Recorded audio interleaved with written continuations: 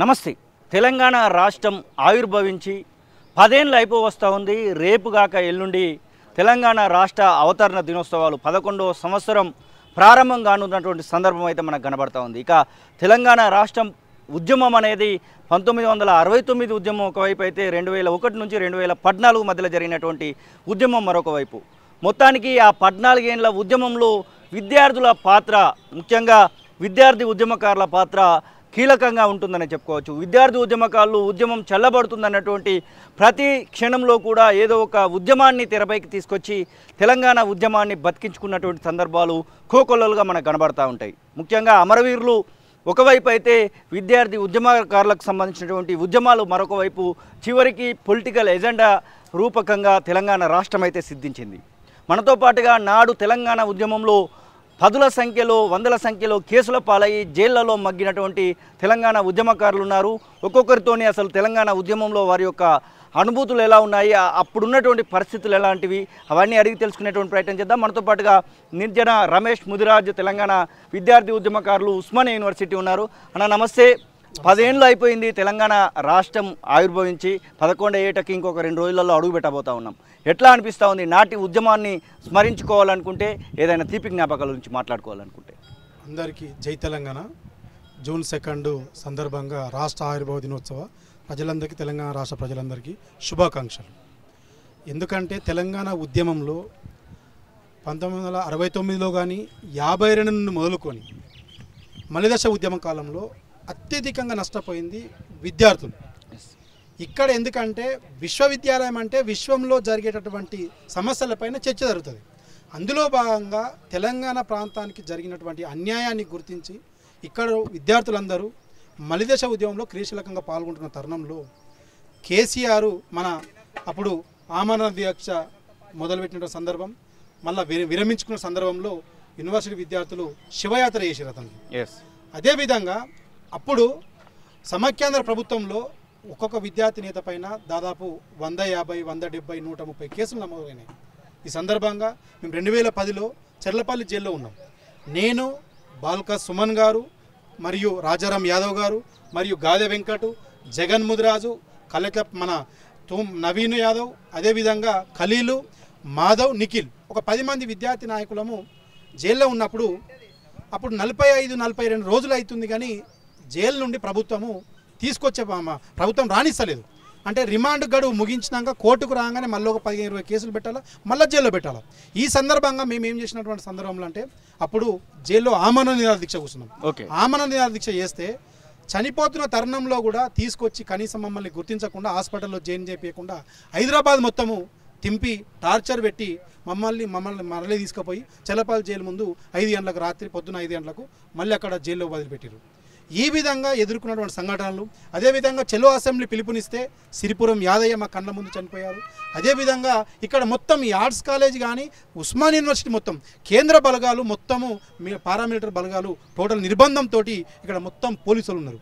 అదేవిధంగా 2009 డిసెంబర్ 8 నాడు హాస్టల్ ఖాళీ చేయించారు.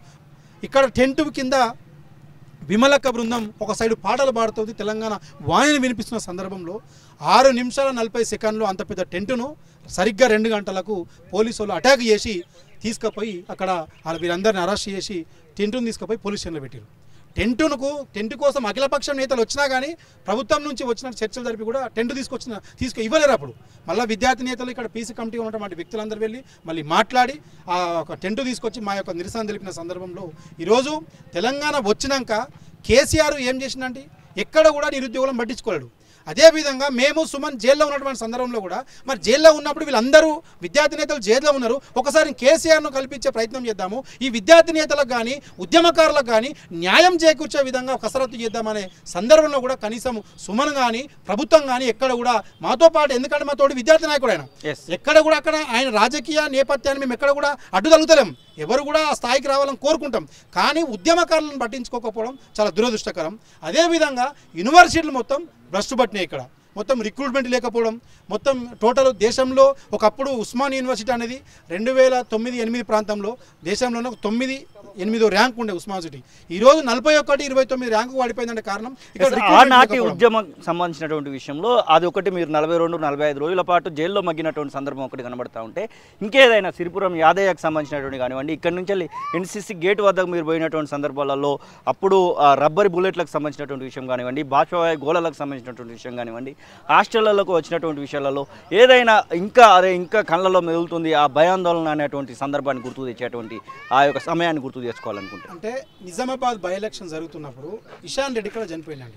ఇషాన్ రెడ్డి గారు ఏం చనిపోయినారండి రాసిరంటే లోటల్లా, మీరు ఖచ్చితంగా తెలంగాణ వాదాన్ని గెలిపించాలి, మా యొక్క అమరత్వాన్ని గన్పార్క్ వరకు ర్యాలీ తీయాలని చెప్పి ఇషాన్ రెడ్డి గారి యొక్క డెడ్ బాడీని తీసుకుపోయి గన్పార్క్ దాకా వెళ్ళడం, సాయి కుమార్ చనిపోవడం టెక్నాలజీలో E2 హాస్టల్లో, అదేవిధంగా సంతోష్ ఇక్కడనే ఈ చెట్టుకు చేసుకొని సూసైడ్ చేసుకొని అతను చనిపోవడం, ఈ సందర్భంగా మా కళ్ళ ముందు మెదులుతాయి. ఎందుకంటే మా తోటి విద్యార్థి నేతలు విద్యార్థి ఉద్యమకారులు చనిపోతున్నప్పుడు మన ఇంకో సాయి కుమార్ను గాంధీ హాస్పిటల్ వరకు అక్కడ తీసుకుపోవడం, ఇట్లాంటి సందర్భాలు మెదులుతాయి. కాబట్టి ప్రభుత్వం ఇప్పుడు జరగబోయే ఉత్సవాలలో ఉద్యమకారులకు పిలుద్దాం, ఆహ్వానిద్దామని చెప్పి గౌరవ ముఖ్యమంత్రి గారు రేవంత్ రెడ్డి గారు పెద్ద మనసు చేసుకొని ఆలోచిస్తూ ఉన్నారు. కానీ ఈరోజు రకరకాలుగా ప్రభుత్వంలో 10 సంవత్సరాలు కేసీఆర్ ప్రభుత్వం నడిపి ఉద్యమకారులను గుర్తించకుండా ఇంటి ఫంక్షన్ లాగా నిర్వహించుకొని ఈరోజు కాంగ్రెస్ పార్టీ ప్రభుత్వంలో ఉన్నటువంటి రేవంత్ రెడ్డి గారు ఉద్యమకారులకు గుర్తిద్దాము, ఉద్యమకారులకు న్యాయం చేద్దామని చెప్పి తను ఆలోచిస్తున్న తరుణంలో కాంట్రవర్సీ చేసే ప్రయత్నం చేస్తూ ఉన్నారు. అదేవిధంగా తోటి విద్యార్థి నాయకుడు బాల్క సుమన్ గారు రకరకాల కామెంట్ చేస్తూ ఉన్నారు. మరి ఇన్ని సంవత్సరాలు ఎక్కడ పడుకుండో ఒకసారి అర్థం చేసుకోవాలి. తను ఈరోజు ప్రభుత్వంలో ఉన్నటువంటి పెద్దలను పట్టుకొని రకరకాల విపరీతమైన అన్పార్లమెంట్ లాంగ్వేజ్లో మాట్లాడుతూ ఉన్నారు. మరి ఇన్ని రోజులు ఉద్యమకారులను పట్టించుకోకుండా వీళ్ళందరూ ఎక్కడ పోయిరని సందర్భంగా ఒకటే సూటి ప్రశ్న అడుగుతారు. నాటి కేసులకు సంబంధించినటువంటి విషయంలో మాట్లాడుకోవాలనుకుంటే ఇంకా కేసులు అలానే ఉన్నాయా, ఇంకేదైనా ఇబ్బందులు పాలవుతున్నారా ఆ కేసుల విషయంలో? అంటే వాస్తవంలో కొన్ని సెక్షన్లు దిష్టిబొమ్మలు దగ్ధం చేసినాయి, మన రాస్తారోకలు నిర్వహించినాయి, కొన్ని కేసులు రద్దయినాయి. కొన్ని 307 ఉద్యమంలో అటెంప్ట్ మర్డర్ ఆ సంబంధం లేనటువంటి సెక్షన్లు పెట్టినటువంటి సందర్భం ఉంది. కాబట్టి కొంతమంది జిల్లాల వారీగా కానీ అక్కడక్కడ ఇంకా తిరుగుతూ ఉన్నారు. కోదండరామ్ సార్ ఆల్సో ఇప్పుడు మన రైల్వే కేసులో ఇంకా కేసుకు అటెండ్ అవుతున్నటువంటి సందర్భం ఉంది. కాబట్టి ఈ సందర్భంలో ప్రభుత్వం పెద్ద మనసు చేసుకొని ఉత్సవాలు నిర్వహిస్తూ ఉంది. కాబట్టి దీన్ని మనం అందరము కలిసి ఒక మంచి వాతావరణంతో సోనియా గాంధీ గారికి కృతజ్ఞత తెలపాల్సిన అవసరం ఉంది. ఎందుకు తెలపాలంటే 2 రాష్ట్రాల్లో పార్టీ నష్టపోతున్నా కానీ, సీమాంధ్ర పెట్టుబడిదారులు రాష్ట్రాన్ని ఎంత అడ్డుకున్నా కానీ తెలిసి కూడా తెలంగాణ రాష్ట్రాన్ని ప్రకటించినటువంటి సోనియా గాంధీ గారికి ఖచ్చితంగా కృతజ్ఞతలు తెలుపుకోవాల్సిన అవసరం ఉంది. అదేవిధంగా అమరవీరులకు న్యాయం జరగలేదు, అమరవీరులకు న్యాయం జరగాల్సిన అవసరం ఉంది. అదేవిధంగా కేసీఆర్ ప్రభుత్వము కనీసం జయశంకర్ సార్ విగ్రహాన్ని అక్కడ ట్యాంగుబండ పైన ప్రతిష్ఠించలేరు. అదేవిధంగా చరిత్రను కనీసం గుర్తించలేరు. ఆయనకు సంబంధించినటువంటి ఎవరైతే భజన చేస్తారో భజన పరులతోటే చరిత్రను రచించినటువంటి సందర్భం ఉన్నది. కానీ వాస్తవాలు లిఖించదగిన చరిత్ర మాత్రం ఎక్కడ రాయలేరు. ఈరోజు యూనివర్సిటీ విద్యార్థి నాయకుల పైన 170-130 కేసులు ఎదుర్కొన్నారు. ఇంకా చాలామంది ఈరోజు కోట్లకు తిరుగుతున్నటువంటి సందర్భంలో కూడా ఎక్కడ కూడా బుక్కులలో కానీ చరిత్రలు లిఖించలేదు. కాబట్టి కాంగ్రెస్ ప్రభుత్వం ఇప్పుడున్నటువంటి ప్రభుత్వం ఏమంటుంది, ప్రజాప్రభుత్వము ఖచ్చితంగా ఉద్యమ నేపథ్యాన్ని రచించడం కోసం ఖచ్చితంగా ఒక కమిటీ వేస్తామని చెప్పి పెద్ద మనసు చేసుకొని వాళ్ళు మాట్లాడుతూ ఉన్నారు, ఆలోచిస్తూ ఉన్నారు. ఇటువంటి మంచి వాతావరణం ఉన్నదాన్ని ఏదో భావజాలాన్ని వాళ్ళ యొక్క పునాదులు కొట్టుకపోతున్నాయని చెప్పి బీఆర్ఎస్ పార్టీకి పునాదులు కదులుతున్నాయి. కాబట్టి వాళ్ళు ఈరోజు ఈ విధంగా అబండాలు మాట్లాడుతూ ఉన్నారు. కానీ ఇది కరెక్ట్ పద్ధతి కాదు. మీరు యాజ్ ఏ ఉద్యమకారుడిగా ఖచ్చితంగా సుమన్ కానీ, మరియు కిషోర్ కానీ, మరియు గెల్లి శ్రీనివాస్ కానీ, రాకేష్ కానీ వాళ్ళు ఉత్సవాలకు రావాలని కోరుతూ ఉన్నాం మేము ఉద్యమకారులుగా. ఎందుకంటే ప్రభుత్వం మీకు గుర్తిస్తామని చెప్తా ఉన్నది, మీరు ఎలాగో పట్టించుకోలేరు. అదేవిధంగా కేసీఆర్ను కూడా ఈరోజు కేసీఆర్ రేవంత్ రెడ్డి గారు సన్మానిస్తా ఉంటుంది. కాబట్టి వాళ్ళు కూడా హాజరు కావాల్సిన అవసరం ఉంది. ఎలాగో మీరు ఈరోజు ఉద్యమకారులను రోడ్డు మీద వాలిపెట్టారు, నిరుద్యోగులను రోడ్డు మీద వాలిపెట్టారు, అమరవీరుల కుటుంబాలను రోడ్డు మీద వాలిపెట్టారు. కాబట్టి ఈరోజు ఒక ప్రజాస్వామ్యబద్ధంగా శాంతియుతంగా మంచి వాతావరణంతో ప్రజాపాలన అందిస్తున్నటువంటి కాంగ్రెస్ పార్టీ రేవంత్ అన్న గారి నాయకత్వంలో ఈరోజు ప్రభుత్వం వర్ధిల్లుతుంది. కాబట్టి మనం రాబోయే రోజుల్లో ఉద్యమకారులకు న్యాయం చేసే విధంగా, నిరుద్యోగులకు న్యాయం చేసే విధంగా ఖచ్చితంగా అడుగులు పడతాయి. అటువైపు ఆలోచిస్తాం.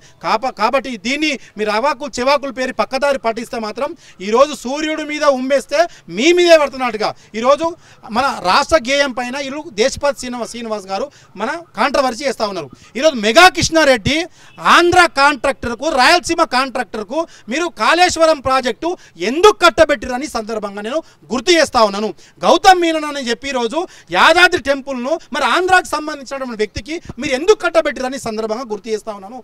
మీరే కాంట్రాక్టులన్నీ అప్పచెప్పి నిరుద్యోగుల మన నిధులన్నీ దుర్వినియోగం చేసి రాష్ట్రాన్ని భ్రష్టు పట్టించారు. మీరోరి ఈరోజు దయ్యాలు వేదాలు జరిగినట్టుగా ఉంది మీరు మాట్లాడితే. కాబట్టి ప్రజలు గమనిస్తూ ఉన్నారు. మీకు గుణపాఠం చెప్పాల్సిన సందర్భం ఉన్నది. రాబోయే రోజుల్లో అటువైపు అడుగులేస్తారని సందర్భంగా గుర్తు చేస్తా ఉన్నారు. అసలైన తొలి వెలుగు. ఫాలో వాట్సాప్ @తొలి వెలుగు official.